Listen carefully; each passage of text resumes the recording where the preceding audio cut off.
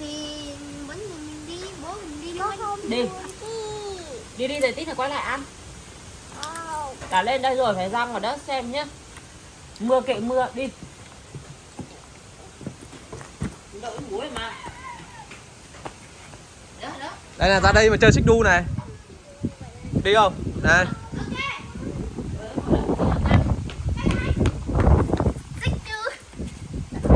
Ôi ôi, giá gió lạnh thì không ra để chơi xích đu. Ra đi đâu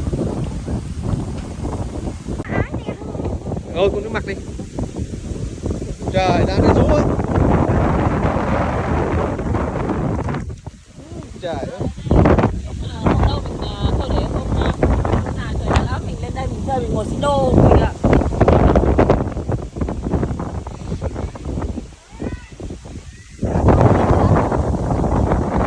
Cái nó đứng lên.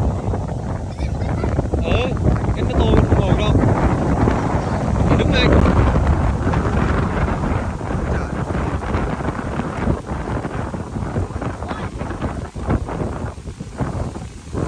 Gió lắm, thôi đi vô đi. Trời gió không chạy ra đây trời.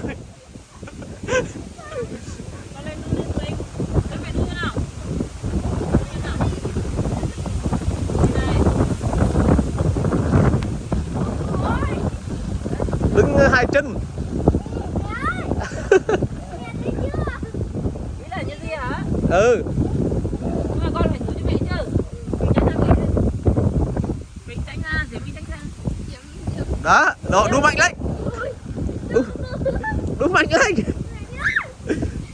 Con này là con phải giữ cho mẹ chứ. Ôi trời ơi, lạnh lắm, đi vô đi. Ca lại đây ngồi này. Lại đây ngồi đi, ra ngoài đấy lạnh lắm. Đội nữa. Đi, lại đây ngồi.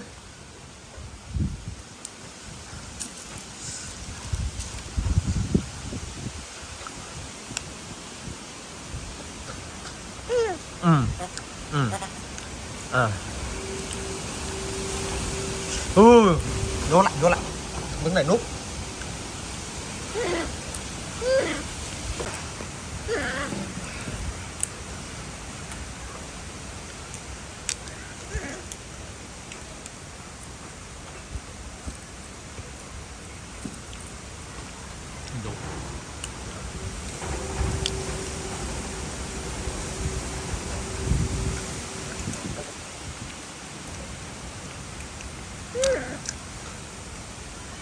Ơi. Nào. Lúa lắm. Anh không ra đâu. Anh đưa áo cho con Quỳnh là bây giờ anh lạnh lắm.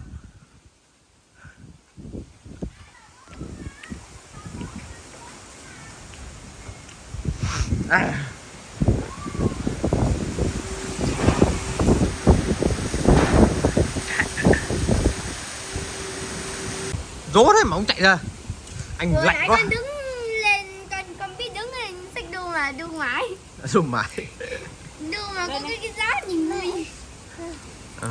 Này, ngồi đây là một này hoặc là đi vào trong ấm hơn. Ở trong rừng à? Ừ. Không. Chơi ở đây lạnh lắm.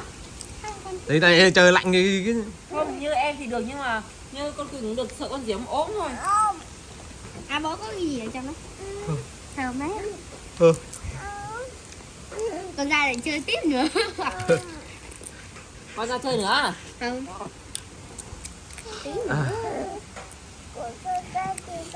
Thế rồi. Gió mà mạnh thì ông biết cano có ra được không? Cano ra. Mình chắc là phải ở đây ăn Tết à? Lúc nãy em ngồi ở cano em cũng cứ sợ thôi. Con cứ nghiêng gì. Con vậy nhưng mà nó lạ lắm. Mẹ cứ sợ là bị rơi Nhưng cái con sông. không sợ. Nhưng mà chỉ sợ là anh cứ anh kiểu gì à, cái nước anh quấn tung té. Tí nữa ngồi bên sàn nữa là nó không bị nước nó bắn Cái gì ra. vậy?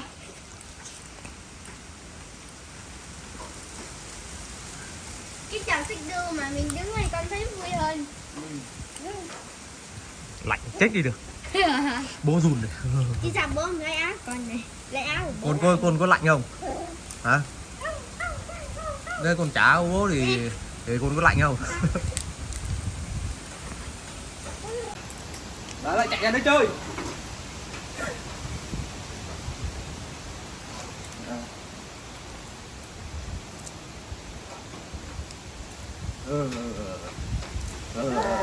Lạnh không? Có. Biển lạnh không?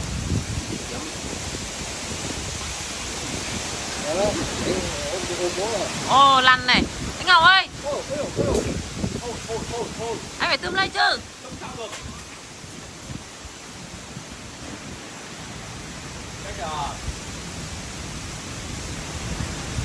Chạy tấm thợ mà chỉ thấm lạnh được. Nó mạnh quá. Nó mạnh quá. Đi, cho nó bay xuống. Wow, xuống dưới nước luôn. Được.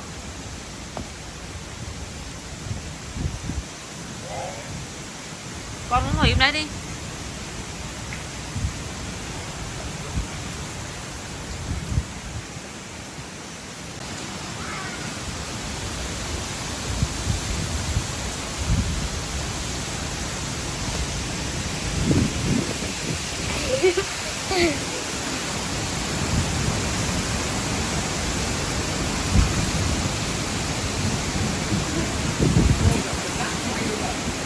Cái gì chúng ta coi đấy đó.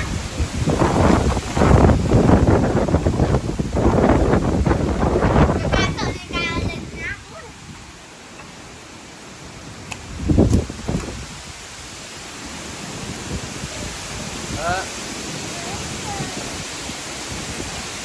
Không quay lại đâu hả? Gió mạnh như vậy mà cứ ra đấy mà chơi được nha.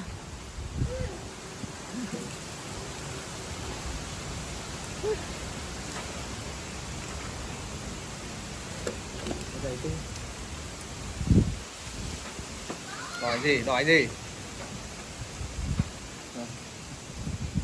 Rồi. Đấy. Diệp My thấy cái đấy rơi xuống nước, sợ là mình cũng bị thổi bay xuống nước luôn, khóc. Con sợ cái gì nha? Này, Kaka có sợ đâu, Kaka có sợ là bị bay xuống nước đâu. Á, ngồi con ăn đi. Bóc ra, con ăn đi. Nó chị Quỳnh đang chơi ở đấy rồi. Quỳnh ơi, vào đây đi. Con không lạnh à?